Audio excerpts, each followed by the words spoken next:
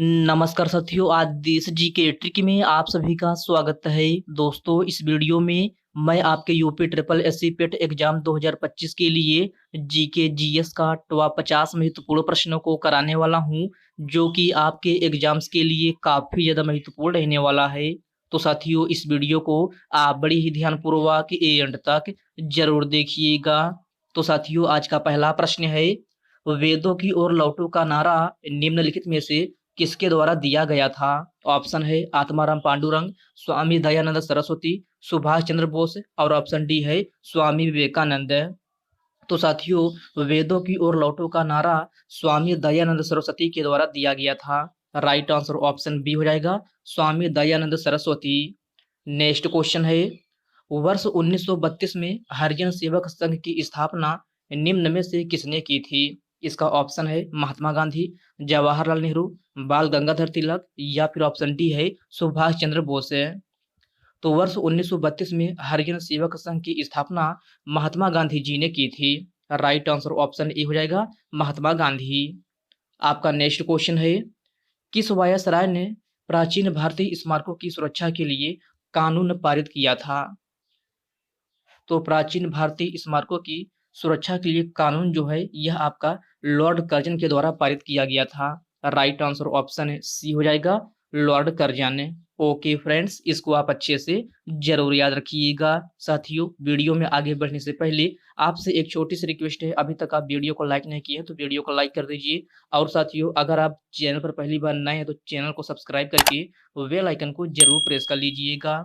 चलिए साथियों, बढ़ते हैं नेक्स्ट क्वेश्चन की ओर। नेक्स्ट क्वेश्चन आपसे पूछा जा रहा है, नालंदा विश्वविद्यालय की स्थापना निम्न में से किसने करवाया था? तो नालंदा विश्वविद्यालय की स्थापना जो है आपका यह है कुमार गुप्त ने करवाया था। प्रश्न नंबर 4 का right answer option number B हो जाएगा, कुमार गुप्त। आपका नेक्स्ट क्वेश्चन है, जनगणना 2011 के अनुसार भारत की जनसंख्या घनत्व कितना है? तो इस प्रश्न में आपसे पूछा जा रहा है कि जनगणना 2011 के अनुसार भारत की जनसंख्या घनत्व कितना है? तो साथियों, यह आपका 382 प्रति वर्ग किलोमीटर है। कितना? 382 प्रति वर्ग किलोमीटर। आपका right answer option number A हो जाएगा। द इनहेरिटेंस ऑफ लॉस नामक पुस्तक के लेखक कौन है? तो सभी प्यारे साथी इसका आंसर बताएंगे कि द इनहेरिटेंस ऑफ लॉस नामक पुस्तक के लेखक कौन है? तो साथियों, यह आपका किरण देसाई हैं। कौन? किरण देसाई। आपका प्रश्न नंबर 6 का right answer option number D हो जाएगा। ओके फ्रेंड्स, क्लियर है। चलिए बढ़ते हैं नेक्स्ट क्वेश्चन की ओर। नेक्स्ट क्वेश्चन आपसे पूछा जा रहा है, कॉमनवेल्थ गेम 2022 का आयोजन निम्नलिखित में से कहां पर हुआ था? ऑप्शन है मैक्सिको में, कनाडा में, बर्मिंघम में या फिर जूरिक में। तो कॉमनवेल्थ गेम 2022 का आयोजन जो है आपका ये है बर्मिंघम में हुआ था। कहाँ? बर्मिंघम में। आपका right answer option number C बन जाएगा। अगला प्रश्न है, भारतीय संविधान का अनुच्छेद 50 किससे संबंधित है? तो भारतीय संविधान का अनुच्छेद 50 जो है आपका ये है कार्यपालिका और न्यायपालिका के पृथक्करण से है। आपका right answer option number B हो जाएगा, कार्यपालिका और न्यायपालिका के पृथक्करण से। साथियों, पर्यावरण संरक्षण से संबंधित अनुच्छेद कौन सा है? तो यह आपका अनुच्छेद 48 है। और सामान्य नागरिक संहिता किस में है? तो यह आपका अनुच्छेद 44 में है। तो इन सभी पॉइंट को आप अच्छे से जरूर याद रखिएगा।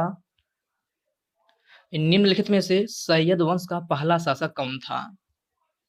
तो इसमें आपसे पूछा जा रहा है कि सैयद वंश का पहला शासक कौन था? तो सैयद वंश का पहला शासक जो था खिज्र खान था। कौन? खिज्र खान। आपका प्रश्न नंबर 9 का right answer option number A हो जाएगा। झिझिया लोक की नृत्य शैली भारत के किस राज्य से संबंधित है? तो इसमें आपसे पूछा जा रहा है कि झिझिया लोक की नृत्य शैली भारत के किस राज्य से संबंधित है? तो साथियों, यह आपका बिहार राज्य से संबंधित है। किस राज्य से? बिहार राज्य से। तो आपका प्रश्न नंबर 11 का right answer option number C हो जाएगा। निम्नलिखित में से गोल्डन फाइबर के नाम से किसे जाना जाता है? ऑप्शन है कोयला, जूट, कपास या फिर इनमें से कोई नहीं। तो गोल्डन फाइबर के नाम से किसे जाना जाता है? तो गोल्डन फाइबर जो है जूट को कहा जाता है। राइट आंसर ऑप्शन है बी हो जाएगा जूट को। ओके फ्रेंड्स, नेक्स्ट क्वेश्चन है कल्याणी कुटी अम्मा का संबंध किस लोक की नृत्य शैली से है? तो प्यारे साथियों, कल्याणी कुटी अम्मा का संबंध जो है मोहिनी अट्टा में शास्त्रीय लोक की नृत्य शैली से है। आपका प्रश्न नंबर 13 का right answer option number A हो जाएगा मोहिनी अट्टम से। साथियों, मोहिनी अट्टम किस राज्य का प्रसिद्ध शास्त्रीय लोक की नृत्य शैली है? तो यह आपका केरल राज्य का है। कहाँ का? केरल राज्य का। कथकली की बात की जाए तो यह भी कहाँ का है? तो यह भी केरल राज्य का है।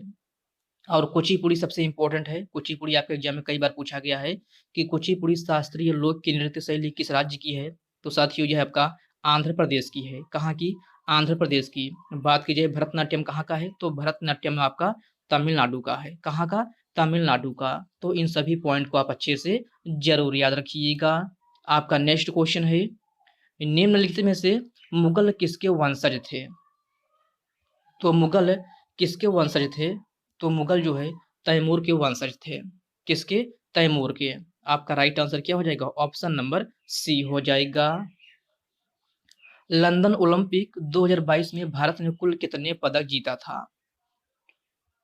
तो इसमें आपसे पूछा जा रहा है कि लंदन ओलंपिक 2022 में भारत ने कुल कितने पदक जीता था? तो कुल कितने पदक जीता था? तो साथियों कुल जो है आपका इसमें लंदन ओलंपिक में पूछा जा रहा है कि लंदन ओलंपिक, ये भी आप ईयर भी याद रखिएगा। इसमें आपसे 2022 का पूछा जा रहा है कि लंदन ओलंपिक 2022 में भारत ने कुल कितने पदक जीता था? तो कुल 6 पदक जीता था। कितना? 6। तो आपका राइट आंसर क्या हो जाएगा? ऑप्शन नंबर ए हो जाएगा। साथियों ये आप डेट जरूर याद रखिएगा कि इसमें आपसे 2022 का पूछा गया है। तो आपका राइट आंसर क्या हो जाएगा? ऑप्शन नंबर ए हो जाएगा। याओसांग त्योहार भारत के किस राज्य में मनाया जाता है? ऑप्शन है कर्नाटक में, गुजरात में, त्रिपुरा में या फिर मणिपुर में। तो याओसांग त्योहार जो है आपका ये है मणिपुर में मनाया जाता है। कहाँ? मणिपुर में। आपका प्रश्न नंबर 19 का right answer option number D हो जाएगा। भारत में वन आवरण का प्रतिशत कितना है?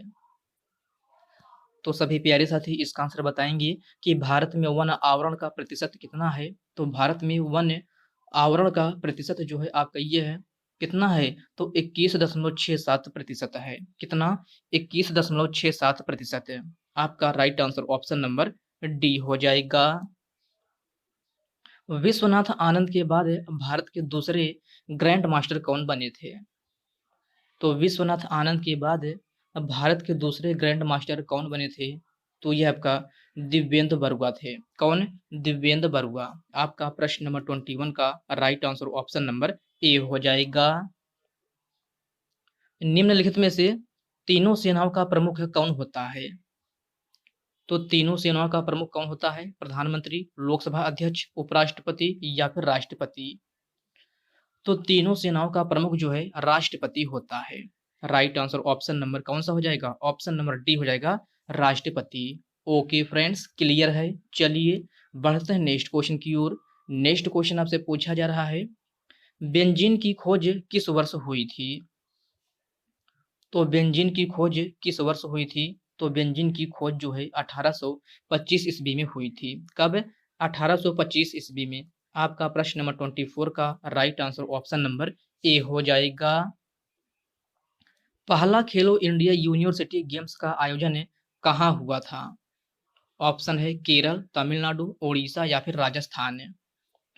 तो पहला खेलो इंडिया यूनिवर्सिटी गेम्स का आयोजन जो है आपका ये है उड़ीसा में हुआ था। कहाँ? उड़ीसा में। तो आपका राइट आंसर क्या हो जाएगा? ऑप्शन नंबर सी हो जाएगा। हम्पी नृत्य महोत्सव किस राज्य में मनाया जाता है?